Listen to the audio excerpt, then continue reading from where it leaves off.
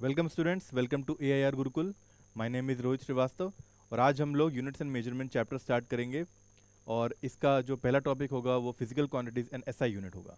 ठीक है, तो let's begin the session today.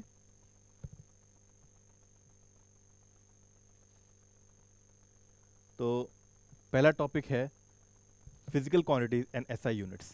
अब हमें ये समझना है कि फिजिकल क्वांटिटीज होती क्या हैं और SI यूनिट्स क्या होती हैं।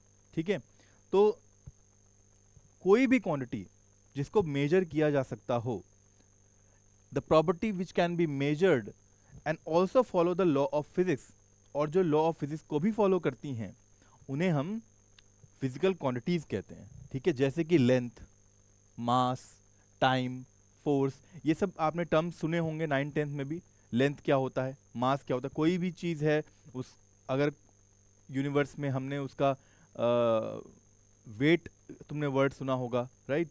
तो हम लोग वेट जनरली यूज़ करते हैं अपने लेमैन टर्म्स में, लेकिन वो वेट नहीं होता है, वो मास से रिलेटेड होता है। अच्छा, मास क्या होता है?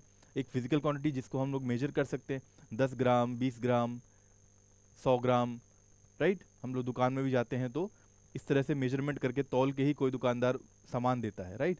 तो वो मास के टर्म्स में हुआ, वेट के टर्म्स में ही हुआ। तो ये सब क्या है? फिजिकल क्वांटिटीज है। लेंथ, कोई भी टेलर के पास जाओ तो कपड़ा सिलने का भी जो काम होता है वो भी एक इंच टेप से या एक स्केल से वो मेजर करके देता है। तो वो चीज़ मेजर हो सकती है और वो लॉ ऑफ फिजिक्स को भी फॉलो कर रही है, तो वो लेंथ हो गया। टाइम के बिना हर चीज़ अधूरी है, क्योंकि हम लोग बातें कर रहे हैं तो भी टाइम बीत रहा है, राइट। तो time is also a physical quantity. Similarly एक क्वांटिटी होती है फोर्स। अच्छा, फोर्स और लेंथ मास टाइम में कुछ फर्क है। लेंथ मास टाइम भी फिजिकल क्वांटिटी है, फोर्स भी फिजिकल क्वांटिटी है, लेकिन लेंथ मास टाइम जो होती है ना, वो बेस क्वांटिटीज होती हैं और फोर्स होती है डिराइव्ड क्वांटिटी। इसको समझेंगे हम लोग डिटेल में, लेकिन फिलहाल ये एग्जाम्पल लेना ज़रूरी था कि ये फिजिकल क्वांटिटीज होती क्या हैं, जिनको हम लोग लेमन टर्म्स में, जनरल टर्म्स में यूज़ बहुत फ्रीक्वेंटली करते रहते हैं। और अब बात आती है फिजिकल क्वांटिटीज जो होती हैं उनके प्रकार कितने होते हैं। 3 प्रकार की होती हैं फिजिकल क्वांटिटीज। देखो, एक होती है फंडामेंटल, एक होती है डिराइव्ड और एक होती है सप्लीमेंट्री। फंडामेंटल के बारे में अभी मैंने बताया, फंडामेंटल को बेस क्वांटिटीज भी कहते हैं, base physical quantities, base physical quantities भी कहते हैं हम लोग। ठीक है, फंडामेंटल को। ये लेंथ, मास, टाइम जो है ये फंडामेंटल क्वांटिटीज हैं या बेस फिजिकल क्वांटिटीज हैं। ठीक है, फोर्स जो है वो सेकंड कैटेगरी में आ जाती है, डिराइव्ड में। समझेंगे इसको क्यों फोर्स को हम डिराइव्ड कहते हैं और इन तीनों को हम लोग फंडामेंटल या बेस कहते हैं। और तीसरी होती है सप्लीमेंट्री। उसके भी दो हैं एग्जाम्पल्स, एक है प्लेन एंगल, एक है सॉलिड एंगल। ठीक है, इनको भी डिटेल में समझेंगे हम लोग। सबसे पहली चीज हम समझते हैं कि फंडामेंटल फिजिकल क्वांटिटीज क्या होती हैं। तो फंडामेंटल फिजिकल क्वांटिटीज वो होती हैं that can not be expressed in terms of other physical quantity, जो किसी और फिजिकल क्वांटिटी के टर्म्स में एक्सप्रेस नहीं किए जा सकते हों, उन्हें हम कहते हैं फंडामेंटल क्वांटिटीज या बेस फिजिकल क्वांटिटीज। जैसे कि length mass time. Length mass time इतने बेसिक हैं कि लेंथ को किसी और क्वांटिटी के टर्म्स में एक्सप्रेस नहीं किया जा सकता। लेंथ को तुम केजी में या टाइम में या किसी और फिजिकल क्वांटिटी के टर्म्स में एक्सप्रेस नहीं कर सकते। Length is very basic unit जो है लेंथ की, वो अपने आप में एक फाउंडेशन है जिसके बेसिस पे और फिजिकल क्वांटिटीज को एक्सप्रेस किया जा सकता है। लेकिन लेंथ को, जैसे कि सबसे मिनिमम अगर हम देखें, सबसे छोटा जो कण होता है वो एक एटम होता है, राइट। एटम से बड़ा जो होता है मॉलिक्यूल होता है, मॉलिक्यूल से बड़े फिर और भी हमारे पास अवेलेबल हैं जो रिसोर्सेज हैं। लेकिन जिस एटम से छोटा कुछ नहीं है, उसी तरह लेंथ से छोटा कुछ नहीं। लेंथ बेस है, टाइम बेस है, मास बेस है, इसी को इसीलिए इसको बेस क्वांटिटीज भी कहते हैं। ठीक है, लेकिन डिराइव्ड क्वांटिटीज डिफरेंट होती हैं। डिराइव्ड क्वांटिटीज वो होती हैं जो दूसरी क्वांटिटीज के, फिजिकल क्वांटिटीज के टर्म्स में एक्सप्रेस की जा सकती हैं, जैसे कि वर्क, एनर्जी, पावर, फोर्स, अभी जो बात की हमने, स्पीड, मोमेंटम, ये सारी क्या हैं? डिराइव्ड फिजिकल क्वांटिटीज हैं। फॉर एग्जांपल फोर्स की ही बात करते हैं क्योंकि हमने फोर्स की चर्चा वहां पे की थी। तो फोर्स का फॉर्मूला होता है मास इनटू एक्सेलरेशन, राइट। ये हम पढ़ते आ रहे हैं 9th-10th में, न्यूटन्स लॉ में। तो मास को अगर हम लिखें m, एक्सेलरेशन को क्या लिख दें? ए, तो देखो मास क्या है, अपने आप में एक फंडामेंटल बेस क्वांटिटी या physical quantity, base quantity, right. और फोर्स को हमने एक फंडामेंटल क्वांटिटी के रूप में एक्सप्रेस किया, उसकी मदद से हमने फोर्स को बनाया, राइट। तो फोर्स क्या होगी, एक डिराइव्ड फिजिकल क्वांटिटी होगी। एक्सेलरेशन भी अपने आप में एक डिराइव्ड ही है, लेकिन एक्सेलरेशन भी जो बनती है लेंथ और टाइम के मदद से बनती है। क्यों? क्योंकि एक्सेलरेशन का जो यूनिट होता है वो होता है एक्सेलरेशन का जो यूनिट होता है वो होता है मीटर पर सेकंड स्क्वायर। तो मीटर का हो गया लेंथ और टाइम का हो गया अपॉन टी स्क्वायर, राइट। तो ये भी एक्सेलरेशन भी एल, लेंथ और टाइम के मदद से बनी है, और एक्सेलरेशन और मास की मदद से फोर्स बना है। तो फोर्स कैसी क्वांटिटी होगी, डिराइव्ड फिजिकल क्वांटिटी हो गई। तो डिराइव्ड फिजिकल क्वांटिटीज वो होती हैं जो फंडामेंटल फिजिकल क्वांटिटीज के हेल्प से या उनके टर्म्स में एक्सप्रेस की जाती हैं, राइट। सिमिलरली कोई और ले लो, इसमें से मोमेंटम ले लो।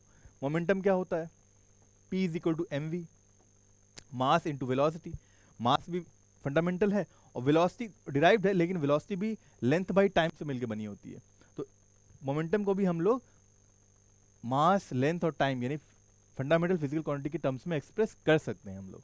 तो आई होप कि डिराइव्ड फिजिकल क्वांटिटी क्या होती है ये समझ में आया। सिमिलरली हम लोग एनर्जी, पावर, वर्क का भी हम लोग फॉर्मूला अगर लिखेंगे तो उनमें भी जो बेस क्वांटिटीज हैं वो आएंगी पहले, और उनकी मल्टीप्लिकेशन या डिवीजन से हमें क्या मिल रहा होगा, वर्क, पावर, एनर्जी मिल रहा होगा, जो कि क्या होती हैं, डिराइव्ड फिजिकल क्वांटिटीज होती हैं, ठीक है।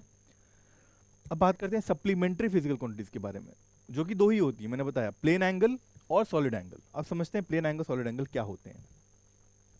देखो प्लेन एंगल जो होता है ये हम पढ़ते आ रहे हैं, किसी भी सर्कल का एक छोटा सा हिस्सा जिसको सेक्टर बोलते हैं हम लोग, उसका अगर हमें आर्क लेंथ चाहिए हो, जिसको ds सिग्निफाई किया गया है यहाँ पे, तो ds क्या होगा, अगर मान लो उसके सामने वाला एंगल थीटा है और रेडियस स्मॉल r है, तो d थीटा की जो वैल्यू होगी वो होगी ds बाई आर। इसको d थीटा भी कह सकते हो, d थीटा। तो d थीटा की वैल्यू होगी ds बाई आर। तो ds will be equal to R d theta, right.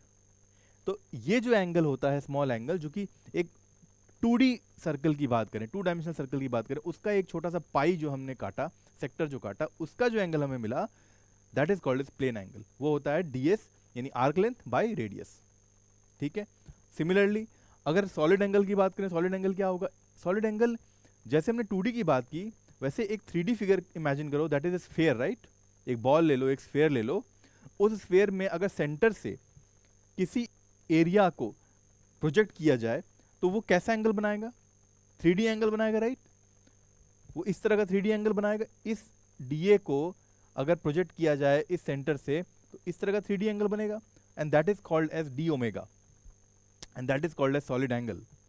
तो ये डी ओमेगा की वैल्यू होती है जो एरिया प्रोजेक्ट किया गया डिवाइडेड बाई आर स्क्वायर, जो रेडियस का है उसका स्क्वायर। तो DA अपॉन आर स्क्वायर हो जाता है। तो ओवरऑल सॉलिड एंगल आता है, इसको ओमेगा से भी शो कर सकते हैं हम लोग, that is equal to A by R square, ठीक है। ए क्या होगा, total surface area of the sphere which is 4 pi R square divided by R square. R square से आर स्क्वायर कैंसिल आ गया, तो कितना हो गया, 4 पाई स्टेरेडियंस। एक चीज याद रखना, सॉलिड एंगल का जो यूनिट होता है वो स्टेरेडियंस होता है, और जो प्लेन एंगल होता है उसका यूनिट होता है रेडियन, ठीक है। यहाँ पर प्लेन एंगल को जब भी हम लोग एसआई में टर्म्स में अच्छा एसआई क्या होता है हम बाद में पढ़ेंगे, लेकिन थीटा को हम लोग डिग्री से शो करते थे, राइट।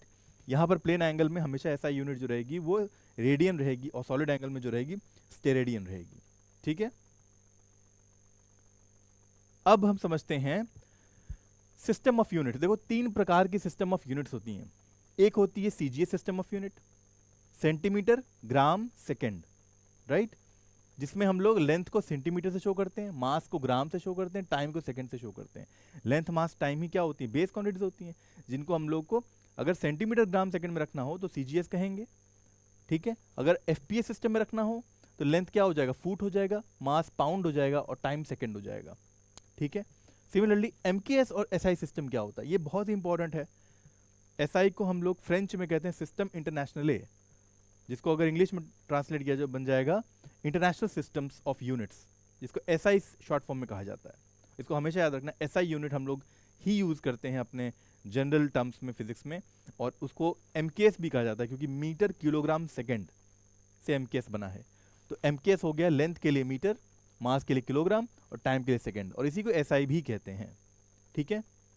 तो एसआई में ही मैंने लास्ट स्लाइड में बताया तुम्हें कि प्लेन एंगल का जो एसआई यूनिट होता है दैट इज रेडियन, और सॉलिड एंगल का जो एसआई यूनिट होता है दैट इज स्टेरेडियन। ओके, ठीक है।